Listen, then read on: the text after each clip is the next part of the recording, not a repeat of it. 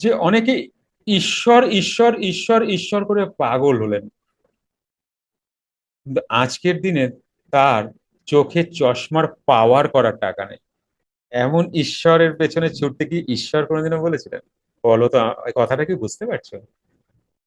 আধ্যাত্মিকতায় পথে চলতে গিয়ে, মানে ফার্স্ট গডকে ধরতে গিয়ে সেকেন্ড গডকে তাচ্ছিল্য করেছে। আজকের দিনে হাড়ে হাড়ে টের পাচ্ছে। এই এই বয়সে এখন কি চলছে? 3,000 4,000 টাকা মান্থলি রেকারিং মেডিসিনে, সেটা জোগাড় করতে পারছে না। ভাবতে পারছো তাহলে? ঈশ্বর কি বলেছেন, ভগবান কি বলেছেন তুমি অর্থ না ইনকাম করো, তুমি ওইভাবে ঈশ্বর ঈশ্বর করো? আজকে তারা কোনো দিকে হ্যাপি হতে পারলেন না। মানে কথাটা আসছে কেন জানো? কথাটা আসছে কেন, বেশ কিছু ফোন আসছে আমার কাছে।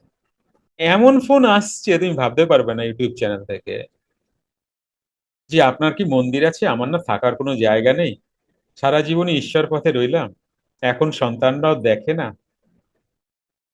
আপনার মন্দিরে কি একটু থাকা যাবে? কেমন লাগে বলো? আসলে কি জানো, এগুলো হয়তো, এই কথাগুলো একটা সাধারণ মানুষের জন্য কিছু না, কিন্তু যেই মানুষটি অনেক মানুষকে আপন করতে জেনেছে, সেই মানুষটার মন তো সবার জন্যই কাঁদে। আহারে, উনি কষ্টে আছে। এবার কিছু করার থাকলে, একটা নয় ঠিক আছে করতে পারলাম, কিছু করার করার না থাকলে কি হবে? আমার তো কোনো মন্দিরই নেই, আমি তো নিজেই গৃহী। তাই ভাবছি শুভ্র একটা মন্দির করতে লাগবে, এই ধরনের মানুষদের একটু সাহায্য করতে হবে বলে ভাবছি আর কি। কি বলো তুমি শুভ্রা? মিশনটা নিজের জন্য নয়, এবার এবার কিছু মানুষের জন্য করে যেতে হবে। চলো, অনেক বেলা হলো। এই শুভ্রা এরা আসলে না, মানে টাইমের কোনো বাবা মা থাকে না, বুঝলা?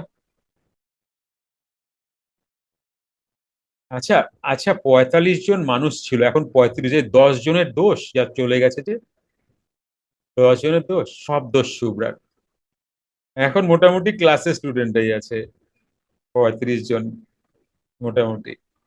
যুক্ত ক্রিয়াযোগ, সুষুম্না অন্তর্মুখী প্রাণায়াম, সম্ভাবী মহামুদ্রা, কপালভাতি শিখতে চাইছেন? প্রতি সপ্তাহে মঙ্গল, বুধ ও বৃহস্পতিবার রাত 8টা থেকে 9টা অবধি জুম অনলাইনে নিজের বাড়ি বসেই শিখতে পারবেন। যোগাযোগ জ্ঞানী গুরু কমিউনিটি, ফোন নাম্বার 9903680146।